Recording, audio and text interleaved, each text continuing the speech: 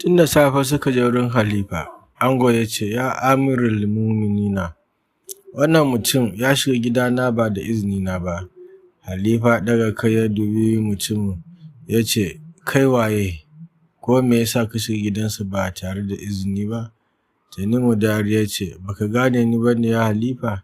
Ni ne wane, kuma ina daga cikin sabon manzon Allah sallallahu alaihi wasallam. Daga nan sai ya fashe da kuka.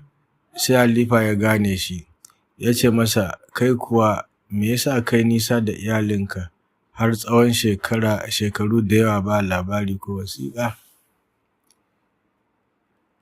Tanimu Dari ya ce, ya halifa, saurari labarin da zan baka, kuma ina so ka tara mutane su taru domin su saurari labarina.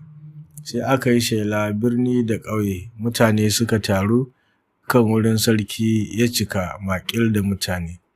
Daga nan sai Tanimu Dari ya ce, ya amirul muminina, wata rana da dare na umarci matata ta kai min ruwa ban ɗaki domin in yi wanka. Na tsuguna domin fara wankan, na ce bismillahi, sai ga wani baƙin aljani a gabana, ya da ƙahoni a kansa. Ina ganinsa sai hankalina ya gushe, ban sami ikon magana ba. Nan da nan ya kama ni ya jefa bayansa, ya yi sama da ni, ya ta lulawa da ni sararin samaniya.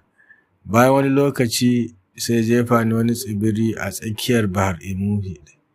Daga wannan garin namu zuwa tsibirin nan shekaru 70 ne, amma a cikin rabin dare ya jefar da ni tsibirin nan.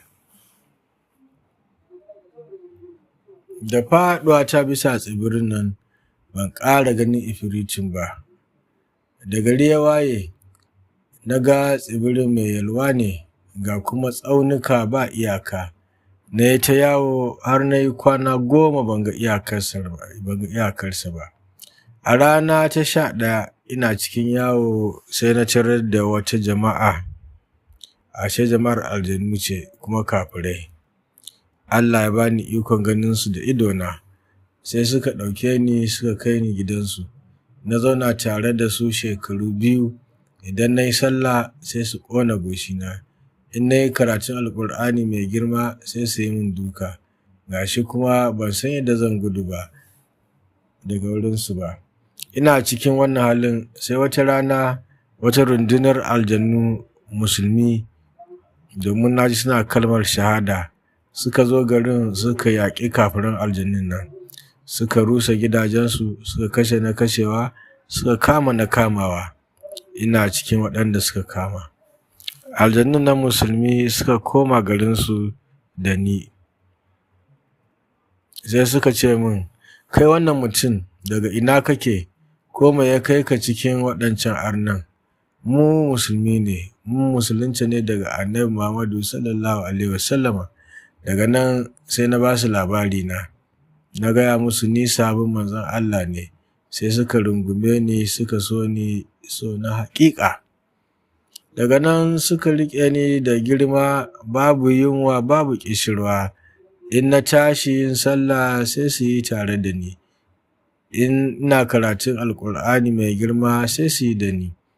Na zauna cikinsu bisa karamci da kyakkyawan hali, ba wani tashin hankali har shekaru 2. Na yi ta koya wa 'ya'yansu karatun Alƙur'ani mai girma. Wata rana ina zaune sai na tuna da garinmu, da iyalina, da kuma ziyarar manzon Allah sallallahu alaihi wasallam. Sai na fashe da kuka.